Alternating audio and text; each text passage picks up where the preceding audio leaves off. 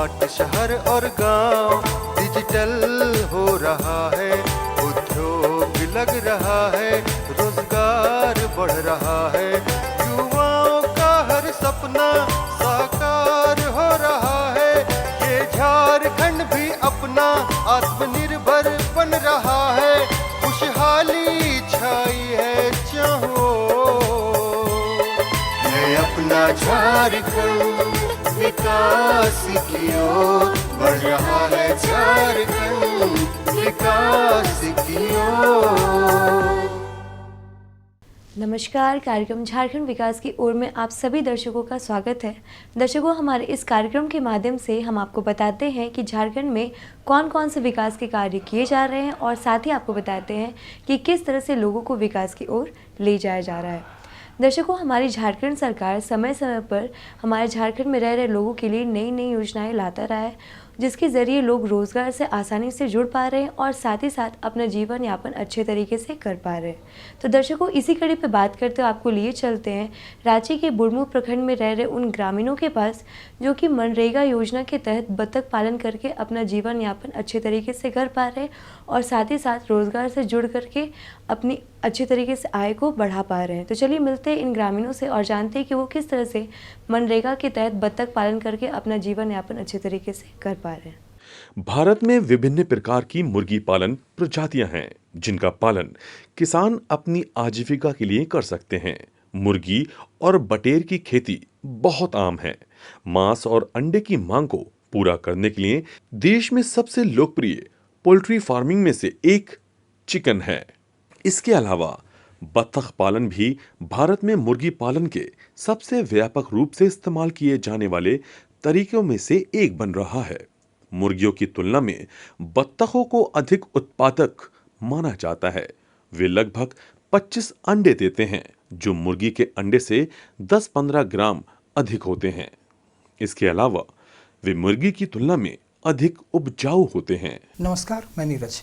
झारखंड विकास की ओर कार्यक्रम में आपका स्वागत है। आज हम आ पहुंचे हैं रांची जिला के बुढ़मू प्रखंड के लावागढ़ा गांव में, जहां मनरेगा योजना के तहत बतख पालन कर किसान अपनी आजीविका चला रहे हैं। आइए उनसे हम जानते हैं उनके जीवन में किस प्रकार बदलाव संभव हुआ। आइए हम जानते हैं, बात करते हैं। हम सबसे पहले यहाँ पर जो मनरेगा योजना के तहत डोभा का निर्माण किए। जब डोभा का निर्माण किए तो मेरा दिमाग में चला कि भाई डोभा का निर्माण करने से, और कहीं कहीं हम प्रशिक्षण करने गए तो वहाँ पर देखे कि डोभा के साथ साथ बतख पालन भी किया जा सकता है। उसको किस तरीके से किया जा सकता है उस पर हमने फोकस किए। उसके बाद हमने मनरेगा योजना के तहत ही हमको शेड मिला, और शेड मिलने के बाद हम तुरंत बतख 200 चूजा सबसे पहले हम शुरुआत किए। शुरुआत करने के बाद हमारे नर का जो संख्या था वो अधिक मात्रा में निकला, जिसके वजह से हमें कुछ हटाना पड़ा। जो 144 बतख हम बेच चुके हैं, जिसमें मेरा आमदनी आपका 50,500 का लमसम हुआ था, जिसमें आपका खर्च काट के ये 30,000 मेरा इनकम हुआ। और अभी मेरे पास 56 बतख बचे हुए हैं, जिसमें पर डे मेरा 40 से 45 अंडे निकल रहे हैं। और बतख को पालन करने में हमको किसी तरह का कोई कठिनाई नहीं हुआ। कहते थे कि भाई बतख पालन कैसे किया जा सकता है, उतना छोटा बच्चा को आप कैसे बचा सकते हैं। तो हमने 15 दिन का चूजा लाए थे, जिसमें आपका स्टेटस खिलाते थे बच्चे को। जब कुछ दिन बड़ा हुआ उसके बाद हम ये आपका 3 महीना के बाद हम लेयर फीड खिलाने का चालू कर दिए। तो अभी हमारा जो इससे ये तालाब, ये जो मनरेगा योजना के तहत जो डोभा मिला है या शेड मिला है, उसको उपयोग करने से मेरा जो आमदनी है, चाहे मेरा जो लाइफ में, मेरा जीवन में जो इनकम बढ़ने का स्रोत खुद को दिखने लगा है। पहले हम केवल खेती बाड़ी ही करते थे, और खेती बाड़ी के साथ साथ हम सोचे कि भाई इस गांव में और क्या योजना चाहिए जो हमको इनकम हो या तो बेनिफिट हो। तो हमने इस गांव में जो अभी आप लोग चल के देखे, वहाँ पर 17 एकड़ आपका 64 डिसमिल जो आम लगा हुआ है, वहाँ पर 18 किसान लाभुक हैं, जिसमें हम भी, मेरा भी 1 एकड़ ज़मीन में आम लगा हुआ है। आज इसी क्रम में दिखाते हैं किस तरह बुढ़मू प्रखंड के लावगढ़ा क्षेत्र में यहाँ के किसान बतख पालन के साथ अपनी आजीविका चला रहे हैं। दरअसल बतख पालन दुनिया भर के पोल्ट्री किसानों को एक लाभदायक व्यवसायिक विचार प्रदान करता है।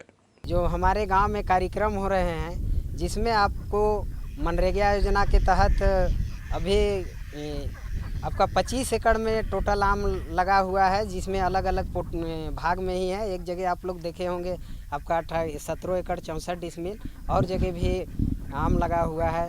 आपका टीसीबी का काम हुआ है, जिसमें आपका 1 करोड़ आपका 98 लाख लीटर पानी, जो वर्षा का पानी जल स्रोत है, वो कहीं ना कहीं उस टीसीबी में सिंचित होता है, उससे हम लोग का ज़मीन में नीचे नमी होता है। बतख पालन प्रशिक्षण हम इससे पहले कहीं नहीं लिए थे। हमने खुद अपने बिना प्रशिक्षण किए हुए बतख पालन चालू किए। हमने एक रामकृष्ण मिशन दिव्यांग आश्रम कृषि विज्ञान केंद्र मोराबादी रांची में जो संस्था है, वहाँ पर हम लोग जनरल प्रशिक्षण जो होता है 45 दिन का, उसमें हम प्रशिक्षण किए थे, जिसमें उसमें आपका मुर्गी पालन हो, बतख पालन हो, गाय पालन हो, यही सब का प्रशिक्षण किया जाता है। तो उसमें हम लोग हम सोचे कि क्यों ना हम घर में जाके मुर्गी पालन हो या बकरी पालन हो, बतख पालन हो। हमारे पास ज़मीन तो उतनी नहीं है, लेकिन हम सोचे कि भाई अपना जीवन स्तर को कैसे बढ़ाया जाए। यार, खेती के अलावा बतख पालन आय का अच्छा साधन है, जो मुर्गी पालन से काफी फायदेमंद है। मुर्गी की अपेक्षा बतख में प्रतिरोधक क्षमता अधिक होती है। इस कार्य में जोखिम कम होता है। बतख का मांस और अंडे प्रोटीन से भरपूर होते हैं, जो मुर्गी की अपेक्षा अधिक अंडे देते हैं। बाजार में बतख की मांग भी अधिक है। फिलहाल आय के उद्देश्य से जिले में किसान बतख पालन करते हैं, जबकि कुछ लोग शौक के लिए बतख पालते हैं। योजना के तहत बतख पालन के लिए अब किसानों को तालाब आवंटित किया जाएगा।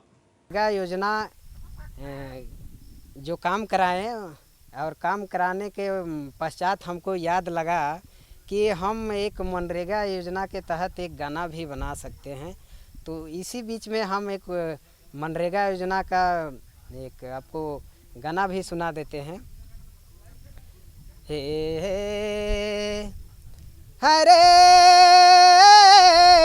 हरे मनरेगा काम गावे गावे, हे कुआं डाडे पोखर बनी ठावे, हरे बनी ठावे मनरेगा काम, हरे मनरेगा काम गावे गावे। हे कुआं डाडे पोखर बनी ठावे, हरे बनी ठावे मनरेगा काम, हरे मनरेगा काम गावे गावे। ही चल काका कोड़ी धार, ही चल काका कोड़ी धार, काटब माटी बनी डहर, काट माटी बनी डहर, खेत में पहुँचाब नहर। ही चल काका कोड़ी धार, काटब माटी बनी डहर, काट माटी बनी डहर, खेत में पहुँचाब नहर। हे कुआं डाडे बनी ठावे ठावे, हरे ठावे ठावे मनरेगा काम, हरे मनरेगा काम गावे गावे। ई छोड़ जाब या सांभोटांग, ई छोड़ जाब या सांभोटांग, जहब काडे काम मांगब माछवा रहब संगे। ई छोड़ जाब या संग भोटांग, जब काडे काम मांगब, जब काडे काम मांगब माछवा, ए रे माछवा रहब संगे। कुआं डाडे बनी ठावे ठावे, हरे ठावे ठावे मनरेगा काम, हरे मनरेगा काम गावे गावे। ही बैंक चाहे डाक घरे, ही बैंक चाहे डाक घरे, कहे रतन खाता खोले मिली रोजगार भाता। एक डाहाड़ी बनी ठावे ठावे, हरे ठाहे ठाए अनरेगा काम, हरे मनरेगा काम, हरे मनरेगा काम गावे गावे। जिससे तालाबों का संरक्षण होगा और जल स्तर में बढ़ोतरी होगी। आमदनी के साथ तालाबों की भी रौनक बढ़ेगी। व्यावसायिक बत्तख पालन अत्यधिक लाभदायक हो सकता है। उनकी उपज की गुणवत्ता के कारण बाजार में बत्तख के अंडे और मांस की भारी मांग है। जो हम लोग का मुखिया का माध्यम से जो काम आता है यहाँ, इससे पहले भी हम लोग का पूर्व मुखिया थे सत्यनारायण मुंडा जी, और अभी फ़िलहाल हम लोग का देवंती देवी हैं। हम लोग का सपोर्ट हर समय सत्यनारायण भी किए, जो अभी हम लोग का प्रखंड का प्रमुख बने हुए हैं, और देवंती देवी का भी सहयोग है कि भाई इस गांव को एक आपका आदर्श ग्राम के रूप में हम देखना चाहते हैं। जिसी के तहत हम लोग का जो पूर्व मुखिया थे सत्यनारायण मुंडा जी, जिन्होंने एक आदर्श ग्राम के नाम से और जल छाजन के योजना के तहत से उन्होंने पानी बचाओ, पानी कैसे मिट्टी बचाओ, पानी बचाओ का योजना चलाए थे। तो हम लोग को भरपूर इस गांव से सहयोग मिला, और हम लोग भी इस गांव के जितने भी मजदूर थे चाहे किसान थे, उसको लेके एक साथ चलने का हम लोग काम किए। और आने वाला दिन में हम ये चाहते हैं कि इस गांव का और विकास हो, और ब्लॉक से भी जितने अधिकारी हैं उन लोग हम लोग को भरपूर सहयोग किए और सहयोग करते आ रहे हैं। मैं उन सबों को भी मैं बहुत धन्यवाद करता हूँ। जो भी हमारे बत्तख डॉग फार्मिंग देख रहे हैं, उसको देख के किसान को सीखना चाहिए। हम किसी को देख के ही सीखे हैं। आज बत्तख से हम आपको बता दिए कि 144 बत्तख में हम 400 का हिसाब से उसको दर का हिसाब से बेचे थे, तो 50,500 इनकम मेरा हुआ था, जिसमें खर्च आपका इनकम माने 30,000 हुआ, 20,000 खर्च हुआ। अभी फ़िलहाल जो हमारे बत्तख से जो अंडे निकल रहे हैं पर डे, अभी ग्रामीण क्षेत्र है तो ग्रामीण क्षेत्र में आपका टन में तो आपका एक अंडे का 15 रुपया 20 रुपया लिया जाता है, लेकिन हम लोग ग्रामीण क्षेत्र है तो 10 रुपया में ही हम दे देते हैं। फिर भी अभी हम 2 सीज़न में अभी मेरा आपका बत्तख अंडा देना चालू किया। पहले आपका रबी समय दिया था, बीच में गर्मा था तो उस समय बंद कर दिया। जैसे बरसात चालू हुआ फिर अंडा देना चालू किया। तो अंडे से कम हमारा इनकम पहले बेचे थे वो 34,000 बेचे थे, और अभी भी हमारा जो अंडा निकला है इस सीज़न में कम से कम इसमें हम 20 से 22,000 का अंडे बेच चुके हैं, जो कि अभी भी अंडा निकल रहा है। बत्तखें आम तौर पर मुर्गियों की तुलना में अधिक समय तक जीवित रहती हैं और उनकी मृत्यु दर कम होती है, जो मुर्गी पालन किसानों के लिए बत्तख पालन को आय का एक स्थिर स्रोत बनाती है। आप लोग का चैनल का माध्यम से संदेश देना चाहता हूँ कि आप गांव स्तर से ही छोटे छोटे जो आपका बत्तख पालन हो, बकरी पालन हो, सूकर पालन हो, गाय पालन हो, उसको आप अपने गांव में ही करके ही अपना परिवार चाहे अपना परिवार को खुशहाल बढ़ा सकते हैं। और मैं प्रेरणा देना चाहता हूं कि जितने भी युवा लड़का हैं इससे आप इसको देख के सीखें और अपने भविष्य में इसको अमल करने का प्रयास करें। यहाँ पर जो ग्राम लवागड़ा गांव के किसान अखिलेश कुमार महतो ने जो यहाँ पर पहले यहाँ पर कुछ नहीं था, इनको मनरेगा की तरफ से एक डोभा दिया गया और वो डोभा में अभी इनका सोच, इनका विचार बदला। इनका पहले स्थिति बहुत ख़राब था, धीरे धीरे इनको जैसे मनरेगा की तरफ से कुछ योजना मिला, तालाब ये शेड जो बना मनरेगा से ही बना है, शेड का पैसा भी मिला। और अभी इनका जो आजीविका है पहले से बहुत अच्छा है। और अभी यहाँ पर जो तालाब देख रहे हैं वहाँ पर मछली का भी यहाँ पर लगाया है। और इसमें जो बत्तख है इसमें बहुत सारा बेच चुके हैं। और जो अंडा यहाँ से निकल रहा है उनको भी बेचते हैं। तो इनका मिनिमम महीना में 30 से 1000 लगभग एक महीना का इनका इनकम आता है। और पहले से इनका जिंदगी अभी जो आजीविका है बहुत सुधार हुआ है। और हम चाहते हैं कि और किसान भाइयों लोग इनको देख करके समझे और जो भी पहले मनरेगा से डोभा मिला हुआ उसमें इसी तरह पालन करें और अपना आजीविका को अच्छा से अच्छा बनाएं। तो देखा दर्शकों आपने किस तरह से बुढ़मू प्रखंड में रह रहे उन ग्रामीणों के बारे में जो कि मनरेगा के तहत बत्तख पालन करके अपने जीवन यापन अच्छे तरीके से कर पा रहे हैं और साथ ही साथ अपने आसपास में रह रहे लोगों को भी इस योजना से जुड़ने के लिए जागरूक कर रहे हैं। तो चलिए अपने कार्यक्रम को थोड़ा सा आगे बढ़ाते हैं और आपको लिए चलते हैं धनबाद जिला के लावागढ़ प्रखंड में रह रहे उन किसानों के पास जो कि अमृत सरोवर योजना का लाभ ले रहे हैं।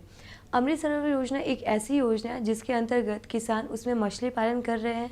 साथ ही साथ इस योजना के आ जाने के बाद उनको उनकी खेती में काफ़ी हद तक आसानी मिली है और पानी की जितनी भी समस्याएं किसानों को उठानी पड़ती थी इस योजना के तहत उनको अब पानी की समस्याओं का सामना नहीं करना पड़ रहा है। इस योजना के आ जाने के बाद पहले बारिश आने के बाद बारिश बह करके दूसरे राज्य में चला जाता था, पर इस योजना के अंतर्गत पानी को इकट्ठा करके किसान उसमें मछली पालन कर पा रहे हैं और अपने आय में वृद्धि बढ़ा पा रहे हैं। तो चलिए मिलते इन किसानों से और जानते हैं कि वो किस तरह से अमृत सरोवर योजना का लाभ ले रहे हैं और साथ ही साथ हम तक कुछ अच्छी और नई जानकारी पहुँचा रहे हैं। जोहार, झारखंड विकास की ओर कार्यक्रम में आप सबों का स्वागत है। इस कार्यक्रम के माध्यम से झारखंड में हो रहे विकास के बारे में बातचीत करते हैं। साथ ही सरकार द्वारा जो विभिन्न विकास की कार्यक्रम चलाए जाते हैं उस पर भी चर्चा करते हैं। इसी सिलसिले में आज धनबाद जिले के बलियापुर प्रखंड में उपस्थित है। यहाँ पर प्रधानमंत्री के एक महत्वपूर्ण और महत्वाकांक्षी योजना के तहत ये अमृत सरोवर योजना के तहत तालाब का निर्माण किया गया है। इस तालाब से यहाँ के गांव वाले किस तरह से लाभान्वित हो रहे हैं इसी पर चर्चा करेंगे। तो आइए यहाँ के लोगों से बातचीत करते हैं। यहाँ उद्देश्य एक ही है, जो यहाँ पानी का बहुत किल्लत था। अमृत सरोवर तालाब बनते बनते मैंने अगर यहाँ का लोग का बहुत सुविधा हुआ, खेती में बहुत मदद आई। उसके बाद मैंने अगर इस तालाब से हम लोग का बहुत तरह का फ़ायदा होगा, जो चारों तरफ खेती मैंने अगर होगा। उसके बाद यहाँ बतख भी पलाया जा सकता है, किसान का भी सुविधा होगा। विभिन्न तरह का इस तालाब का पानी का उपयोग किया जा सकता है ताकि किसान का हर तरह से सुविधा होगा। इसके विषय में है जो पहले से बहुत अच्छा भी है, पानी का लेयर भी है, पानी भी है, अभी 3 फीट से ऊपर है। इसलिए अभी हम लोग जैसे आपका ये बारिश मोटा मोटी लास्टे है, अब इसके चारों तरफ गेहूँ, आपका गोभी, टमाटर, बैगन, मटर, इस सब का खेती चारों तरफ होगा। इससे गांव वाला का बहुत सुविधा होगा, इनकम का भी सोर्स बढ़ेगा। मछली पालन के लिए इस साल के लिए थोड़ा सा दिक्कत हो सकता है कि तालाब भरा नहीं है और मछली के लिए पानी का रहना तालाब में बहुत आवश्यक है। मछली कम से कम 6 महीना तक समय बीतने के बाद ही तैयार होता है। तो इसलिए पानी के चलते मछली के लिए थोड़ा सा ये है। बतख पालन के लिए ठीक है, तो उससे ठीक है। बतख पालन के लिए पानी काफ़ी है, सिंचाई के लिए बहुत उपयोगी है। चारों तरफ मैंने कर खेती होगा इसमें। देखिए जिस समय तालाब खोदा रहे थे उस समय पानी इसमें नहीं थे। खोदाने के साथ साथ ही 3 फीट का पानी इसमें खड़ा हो गया। तो क्या परेशानी था पहले? पहले बहुत परेशानी था पानी का। क्या परेशानी थी पहले? कि वर्षा पर ही डिपेंड था और अभी वो चीज़ नहीं है। जैसे ही शुरू हुआ खोदाई तालाब, पानी नीचे से ऊपर आने लगा। तो जब से ये तालाब का निर्माण हुआ तो इससे कितना फ़ायदा हुआ? फ़ायदा बहुत सारा हुआ है। क्या फ़ायदा हुआ? जिससे हम लोग अभी थोड़ा नहान वगैरह ग्रामीण जितना भी है और आपका अगल बगल में सिंचाई वगैरह हम लोग और पेड़ उड़ सब लगवाएंगे और बतख वगैरह मछली बगल में सिंचाई होता है और बतख भी चल रहा है, नहान धोआ चल रहा है। बगल में रोज़ कम से कम 60-50 आदमी नहाता है। और इधर भी पानी जाता है, सप्लाई होता है खेती में।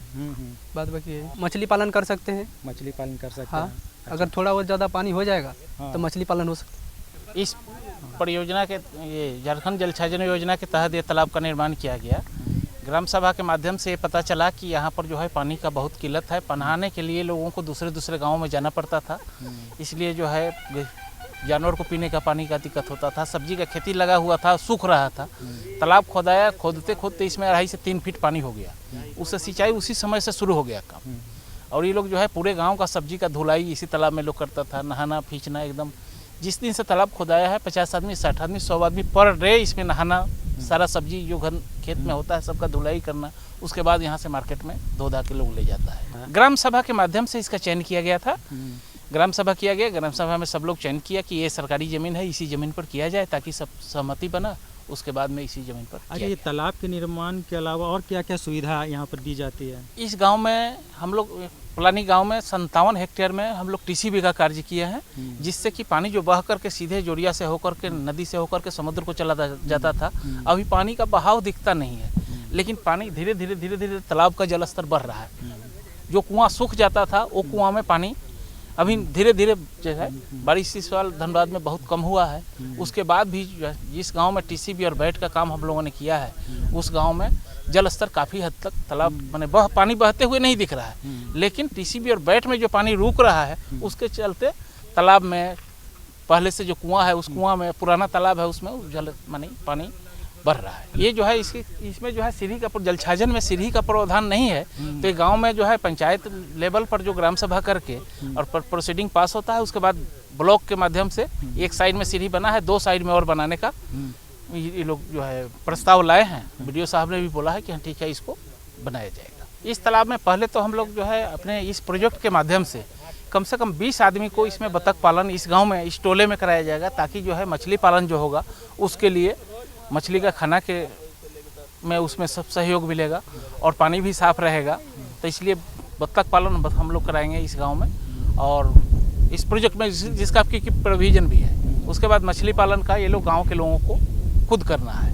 मछली पालन का हम लोगों में ऐसे डीपीआर में कोई जिक्र नहीं है, कोई प्रोविज़न नहीं है, तो ये लोग जो है खुद करेंगे। और उसके बाद यही हम लोगों का प्लान है। बाकी सिंचाई ये लोग खुद करेंगे यहाँ से, पानी का साधन। बाकी पंप वगैरह की बात डिमांड लोग कर रहे हैं, लेकिन वो पंप